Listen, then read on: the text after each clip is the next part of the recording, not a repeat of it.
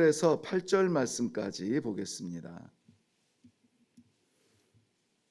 히브리서 제6장 1절에서 8절 말씀입니다. 우리 한 목소리로 읽겠습니다. 시작. 그러므로 우리가 그리스도의 도의 초보를 버리고 죽은 행실을 회개함과 하나님께 대한 신앙과 세례들과 안수와 죽은 자의 부활과 영원한 심판에 관한 교훈의 털을 다시 닦지 말고 완전한 대로 나아갈지니라. 하나님께서 허락하시면 우리가 이것을 하리라. 한번 빛을 받고 하늘의 은사를 맛보고 성령에 참여한 바 되고 하나님의 선한 말씀과 내세의 능력을 맛보고도 타락한 자들은 다시 새롭게 하여 회개하게 할 수 없나니 이는 그들이 하나님의 아들을 다시 십자가에 못 박아 드러내놓고 욕되게 함이라. 땅이 그 위에 자주 내리는 비를 흡수하여 밭가는 자들이 쓰기에 합당한 채소를 내면 하나님께 복을 받고 만일 가시와 엉겅퀴를 내면 버림을 당하고 저주함에 가까워 그 마지막은 불사람이 되리라. 아멘. 우리 먼저 기도하겠습니다. 오늘 우리가 이 땅 위에서 성도로 살자면 어렵고 힘들고 환난 앞에 서야 하지만 그날 우리를 위하여, 아니 나를 위하여 손에 못 받으신 창에 허리를 내어주신 예수님을 기쁨으로 만나기 위해서 오늘도 말씀으로 무장하여 나아가기를 원합니다. 사랑하는 백성들, 그 귀한 성도의 삶을 위하여서 오늘도 저희들의 연약함을 세워주시고 강하게 하시고 하나님의 뜻을 따라 살아나갈 수 있도록 말씀을 예비하심을 감사합니다. 모든 주의 성도들이 이 말씀 받고 이 말씀 따라 살며 하나님의 기쁨의 열매들을 주렁주렁 메어드리는 이 하루가 되도록 축복하여 주시옵소서. 감사드립니다. 예수님의 이름으로 기도하옵나이다. 아멘.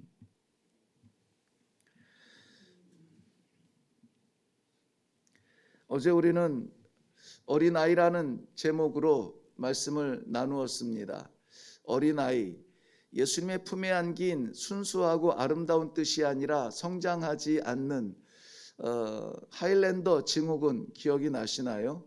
우리의 신앙도 그런 자리에 있지는 않은가 한번 점검을 해보고요. 그 증상들을 살펴보았고 원인들을 한번 생각을 해보았습니다. 어제 말씀 제일 끝에 14절을 약간 뒤집어서 소개를 했지만은 단단한 음식은 장성한 자의 것이라. 바꿔서 말하면은 우리는 어린아이 같아서 아직도 부드러운 것만 찾고 있지는 않은가. 달콤하고 재밌고 내 맘에 쏙 드는 입에서 그냥 꿀꺽 넘어가는 것들만 기다리고 있지는 않은가. 이러한 경각심을 가지고, 그렇다면 우리가 그 어린아이로 머물러 있는 하일랜더 증후군에서 일어나야 될 텐데, 탈피해야 될 텐데, 성숙해져야 될 텐데 어떻게 하면 좋겠습니까? 6장 말씀에 보니까 그러므로 이렇게 돼 있어서 여기에 답이 있군요 라는 것을 우리가 생각을 할 수가 있었습니다. 하나님께서는 우리 어린 갓 태어난 이제 막 우리 인생의 길을 회개하고 돌아서서 하나님을 바라보는 그 귀한 심령을 너무나 귀하게 여기시죠. 너무나 사랑스럽게 보고 계십니다. 그런데 그 아이 같은 수준에서 영원히 머물러 있기를 원하지는 아니하세요. 하나님은 우리가 날마다 성숙함을 보이고 날마다 더 강건한 이 믿음을 보여주기를 원하십니다. 그래서 치유하기를 원하시고 그 말씀을 오늘 이 안에다 담아 주셨다고 하는 것입니다. 어떻게 치유하면 좋을까요? 왜 그 어린아이 상태로 있으면 안 되는 것일까요? 하나님께서 예비하신 것은 우리가 지금 누리고 싶어하는 것보다 훨씬 비교할 수 없이 아름답고 완전한 것을 준비해 놓고 있습니다. 그곳에 나아가기 위해서 우리는 오늘 영차하고 일어나야 되고요. 두 다리에 힘이 없어도 한 발 한 발 뒤뚱뒤뚱 시도를 해보는 그러한 모습이 하나님을 기쁘게 하실 줄로 믿습니다. 우리가 이 어린아이의 수준에서 일어나서 성숙하여 이 하나님께서 기뻐하시는 자리로 나아가는 이 모습에는 하나님이 담아놓으신 아름다운 꿈이 있습니다. 그것은 무엇이냐면 우리 11절 말씀 끝에 보면은요, 소망의 풍성함에 이르러란 말씀이 나와요. 10절에는 하나님의 사랑에 대하여서 이야기해 주고 있고요. 12절에는 믿음에 대하여서 올해 견디어내는 믿음에 대해서 얘기하고 있는데요. 믿음, 소망, 사랑이 대체로 이 신약 시대의 초대교회에 많이 선포된 것은 맞습니다만은 오늘 특별히 우리에게 성숙을 기대하는 하나님께서는 소망의 아름다운 것을 예비해 놓고, 즉 구원의 완전한 자리를 예비해 놓고 우리를 위하여서 그 구원을 위하여 십자가 지신 예수 그리스도 기다리시며 우리가 올 때에 품에 안으실 두 팔 벌려 안아주실 그 예수님을 만날 소망이 있는 자들, 그 소망이 있는 자들의 그 소망을 하나님께서는 보기를 원하시는 것입니다. 우리의 소망은 어디에 있습니까? 흔히 말하는 우리의 소망이 땅에 있지 아니하고 하늘에 있다라고 하는 것은 하늘 나라로 올라가는 상태를 말하는 것이 아니라 거기에서 나를 위해서 기다리시는 우리 주님을 만나고 나를 구원하신 하나님 앞에 마음껏 찬양할 수 있는, 우리 오늘 아침에 불렀던 이 찬송처럼 말이죠, 240장의 찬송처럼 우리가 하나님 앞에 마음껏 찬송하며 나를 위한 우리 주님을 만나고 함께 펄쩍펄쩍 뛰는 기쁨의 순간, 그것을 위하여서 우리는 반드시 일어나야 됩니다. 이 신앙의 그 정체되어 있는 어린아이 같은 신앙은 뭐라 그랬죠? 질병이라 그랬습니다. 그건 질병이에요. 치유해야만 됩니다.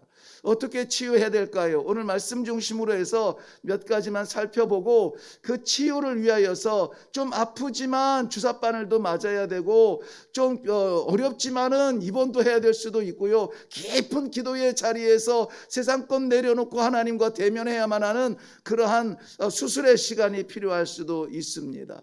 한번 안으로 들어가 보겠습니다. 먼저는 1절과 2절 말씀에는 대표적으로 그리스도의 도의 초보를 버리고 2절 하반절에 완전한 대로 나아가라 이렇게 말씀하고 계세요. 우리의 초보, 그리스도의 도의 초보를 버리고 완전한 대로 나아가라. 3절부터 6절 말씀은 대표적으로 다시 타락하지 않도록 주의하라 하는 것이에요. 그 다음에 7절부터 8절 말씀에는 합당한 채소를 내라. 이 세 가지 중요한 주제만 오늘 이 아침에 나누도록 합니다. 먼저는 그리스도의 도의 초보를 버려라. 예수님의 도의 초보가 있을까요? 이 초보는 그야말로 엘레멘터리 티칭이라고요. 우리 그 유치원을 엘레멘터리 스쿨이라고 말하죠. 엘레멘터리, 아주 기초적인 것, 그리스도의 도를 따르는 데 있어서 기초적인 것이 있습니다. 본문 1장 1절과 2절에서는 이런 것들을 소개하고 있는 6가지입니다. 먼저는 회개입니다. 회개와 하나님께 대한 신앙을 묶어서 이야기하고 있습니다. 회개와 그 신앙, 즉 믿음, 회개와 믿음은 같이 갑니다. 믿음이 없다, 이것은 회개가 없다는 것입니다. 회개하는 자들에게 하나님께서 믿음을 부어주시고요. 요한복음 8장 24절 말씀에는 그리스도 안에서 믿음이 있는 자, 믿음을 가진 자는 자기 죄 때문에 죽지 않는다 이렇게 말씀하고 있습니다. 즉 회개하는 자들에게 허락하여 주신 이 믿음으로 말미암아 살리라 하는 그런 내용과 일맥상통합니다. 믿음이 약해졌다고 느낄 때가 있죠. 믿음 자체는 약해지고 강해지고가 아니에요. 거기에 대한 나의 확신이 희미해지고 분명해질 때인데요. 언제냐? 우리의 회개가 분명해질 때는 믿음이 분명해집니다. 회개하던 그러한 순간들이 없이 신앙생활하면은 세월은 지내고 교회는 출석하는데 믿음이 성장하지 않습니다. 그러므로 하나님 앞에 회개라고 하는 것은 하나님 앞에 돌아선다는 것인데요. 나의 삶의 길에서 돌아서서 하나님을 향하여서 나아갑니다. 이제는 내가 고민하지 않고 내가 계획하지 않고 내가 나아가지 않고 하나님께서 말씀하시는 대로 하나님이 이끄시는 대로 하나님께서 보여주시는 대로 나아갔다고 결단하는 것이 믿음입니다. 그 길은 잘 몰라요. 내 뜻대로 내 마음에 쏙 들지 않을 수가 있습니다. 그럼에도 불구하고 나아가는 것이 믿음이에요. 그 믿음의 생활은 우리가 세상 사람들이 볼 때에는 무모할 수도 있습니다.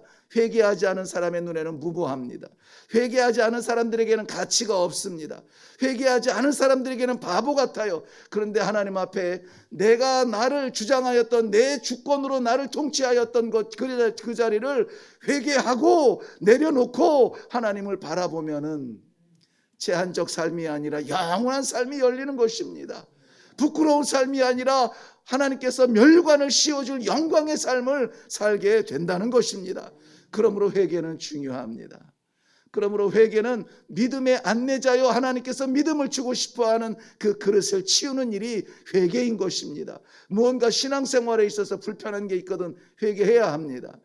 신앙생활, 이 믿음의 성숙이 나타나지 않을 경우에는 우리의 회개의 구석을 찾아내야 합니다. 감추어졌고 무뎌졌던 것마저 끄집어내서 회개해야 합니다. 이건 모르고 판단만 하려고 한다면 우리의 믿음은 수렁에 빠질 수밖에 없습니다.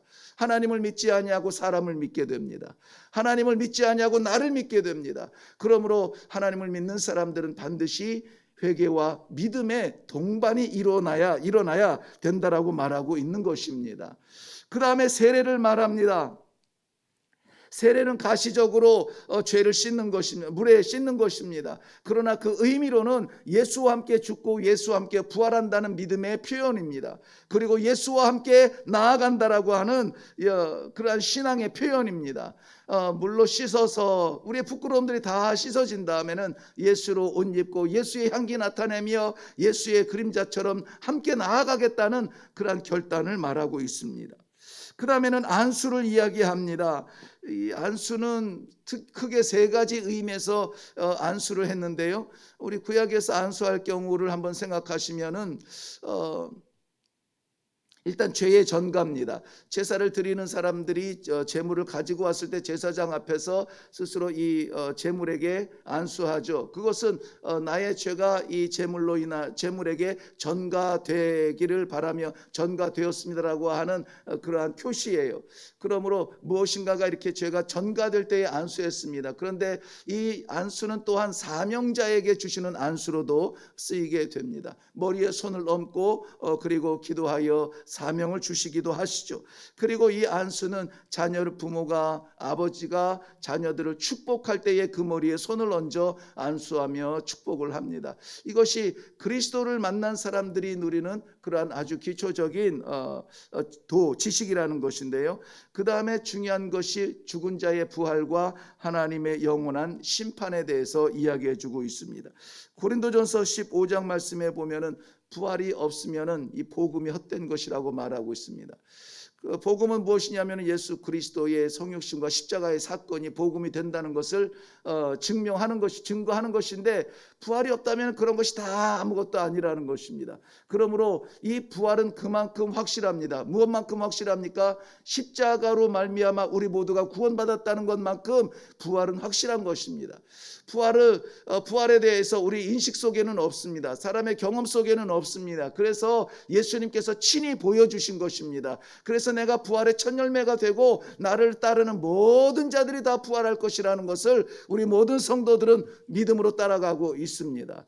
그리고 이 부활 이후에 하나님께서 영원한 심판, 즉 영원한 생명의 심판과 영원한 죽음의 심판, 하나님과 분리의 심판이 있다는 것을 우리는 압니다. 그래서 그저 그렇게 신앙생활하는 것이 아니라 모양만 가지고 신앙생활하지 아니하고 진심을 다하고 정성을 다하여서 전심을 다하여서 우리 하나님 앞에 살아가려고 몸부림을 치는 것입니다.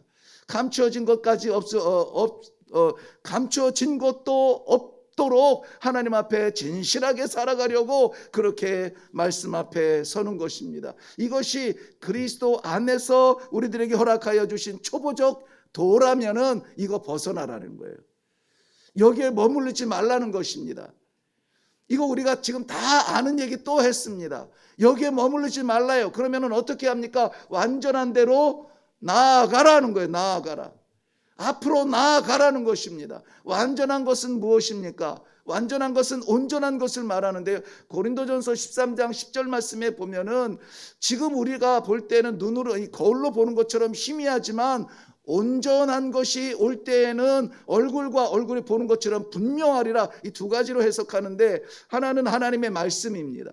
하나님의 말씀 성경이 1.1획도 오차 없이 분명하고도 확실한 하나님의 말씀이 왔을 때는 다른 것 가지고 판단하지 말라는 것입니다. 하나님의 말씀 따라서 가라는 거예요. 그러자면 어떻게 해야 되죠? 하나님의 말씀 앞에 서야 됩니다. 날마다 말씀 앞에 서서 내가 제대로 가고 있습니까? 어디로 가야 합니까? 말씀하여 주옵소서. 하나님께서는 전지전능하신 하나님이세요. 여기에 이 다양한 분들이 앉아있지만 동일한 말씀으로 외치지 않습니다. 주지 않으세요. 각자의 마음, 각자의 상황과 각자의 신앙대로 하나님께서 골고루 동일한 말씀 가운데 다양한 은혜를 주시지 않습니까? 그러므로 이 말씀을 받을 때에 나는 나에게 주시는 말씀이 있어서 선포합니다. 또 성도님들은 성도님들이 받는 말씀대로 받아서 아멘으로 살 때에 온전한 대로 나아갈 수가 있다는 것입니다. 말씀 떠나서 믿음의 성숙 없습니다. 하나님의 말씀 떠나서 마치 나침판 잃은 항해처럼 우리는 헤맬 수밖에 없습니다. 좋아 보이는 것 따라갈 수밖에 없습니다. 그러므로 나 좋아하는 신앙생활 하지 아니하고 하나님 기뻐하시는 신앙생활 하려면 이 신앙의 나침판 하나님의 말씀 떠나서는 살 수가 없습니다.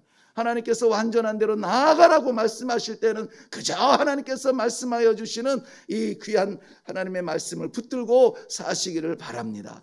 반드시 하루라도 순간이라도 말씀을 묵상하고 말씀을 받으면서 아멘하고 그대로 살아보겠다고 결단하는 것이 나아가는 그러한 삶이 될 줄로 믿습니다. 완전한 것은 하나님의 말씀과 또 하나는 예수 그리스도 재림을 말하는데요. 예수 그리스도 다시 오실 때에 그 앞에서 우리는 다 벌거벗은 것처럼 나타난다, 이러한 모습으로 말하고 있어요. 주와 동행하시기를 바랍니다. 주와 함께 가시기를 바라요. 내면의 세계가 보이지 않는다 그래서 없는 거 아닙니다. 심장이 보이지 않는다고 해서 뛰지 않는 것 아닙니다. 여전히 뛰고 있으며 하나님께서 우리를 살리고 계시잖아요. 그런데 영으로 계신 하나님께서 우리 안에 내주하여 주시는데 아니 계신다 우리 말할 수가 없어요. 그러므로 예수 믿는 사람은 순간이라도 범죄하지 않도록, 부끄럽지 아니하도록, 세상 것 탐내서 침 흘리지 아니하도록 늘 함께 하시는 하나님과 동행하는 삶을 살게 되는 것입니다. 그러므로 오늘 이 아침에도 하나님, 내가 말씀에 게을렀거든 말씀을 더 가까이 하게 하옵소서. 내가 가는 자리가 예수님 함께 가는 자리 아니면 예수님 없는 자리로 이렇게 분리가 되었거든 모든 자리마다 주와 동행하게 하여 주시옵소서. 오늘 기도할 수 있기를 바랍니다. 두 번째는 다시 타락하지 않기를 주의해야 됩니다. 우리 신앙의 이 하일랜더 이 증후군을 고치려면은요, 다시 타락하지 않기를, 이스라엘 백성들의 삶, 그 광야의 모습을 보면 좋아요. 하나님께서 한번 출애굽을 시켜주셨는데 저들은 전적으로 하나님을 신뢰하지 못했습니다. 구원 받았는데 하나님께서 불기둥과 구름기둥으로 인도해 주시는데 그 하나님께 온전한 마음으로 저들이 예배드리지, 제사드리지 못합니다. 조금 어려우면 불평을 합니다. 돌아가자고 말합니다. 이 구원받은 삶이 이거 불편해서 안 되겠다. 그냥 옛날에 그저 그냥 시키는 대로 하고 그저 그렇게 살아가는 그런 수월한 삶이 낫겠다 하고 돌아가자고 말합니다. 타락을 이야기합니다. 타락이라고 하는 것은 다시 떨어져 나간다 이거예요. 붙잡았는데 다시 떨어져 나가겠다는 것입니다. 그런 사람들이 어떻게 되죠? 앞으로 나아가지 못했습니다. 그 앞은 무엇이었습니까? 약속의 땅 가나안이었습니다. 나아가지 못했어요. 떨어져 나가고 불평불만한다면은 나가지 못합니다. 내가 중심이 되지 아니하고 하나님을 신뢰하고 믿는 마음으로 오늘도 우리 겸손한 마음으로 하나님을 붙들고 바라보며 나아갈 수 있기를 바랍니다.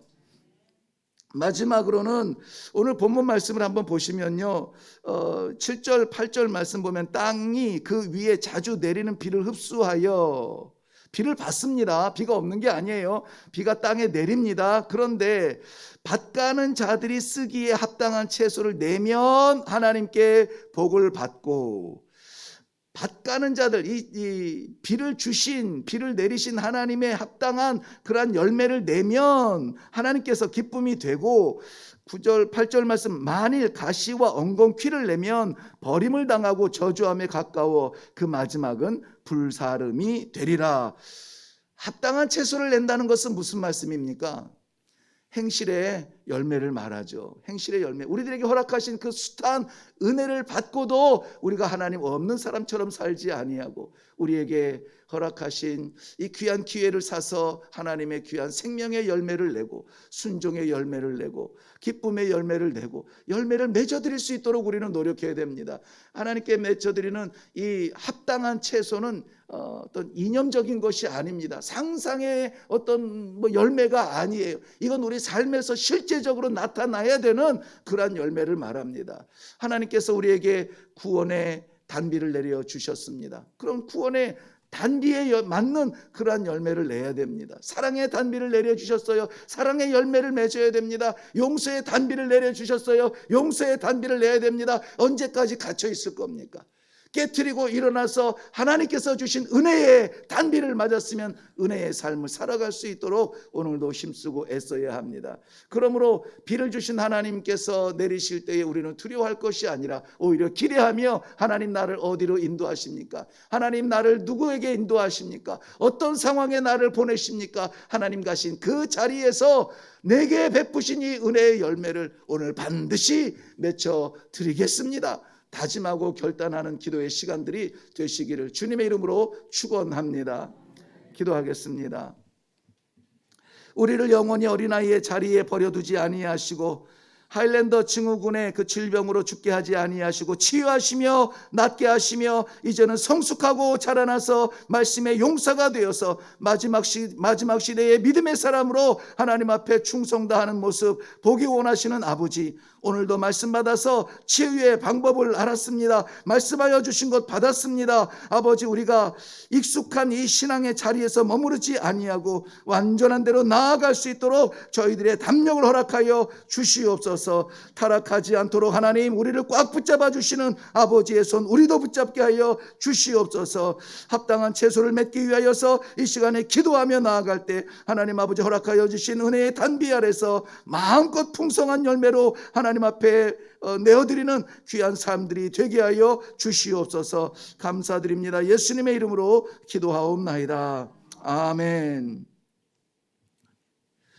네, 우리 아침에 기도할 때에 우리 영적 어린아이 하일랜더 증후군 이거 일어나라고 하나님께서 치유의 말씀을 주셨습니다. 말씀하신 그대로 우리가 알고 누리고 있는 이 초보에서 벗어나서 완전한 대로 나아가야 되는데 말씀 붙들게 하여 주옵소서. 그리스도와 함께 나아가게 하여 주시옵소서. 예수 없는 자리 살지 않도록 주님 축복하여 주시옵소서. 타락하지 않도록 하나님 우리의 삶을 붙잡아 주시옵소서.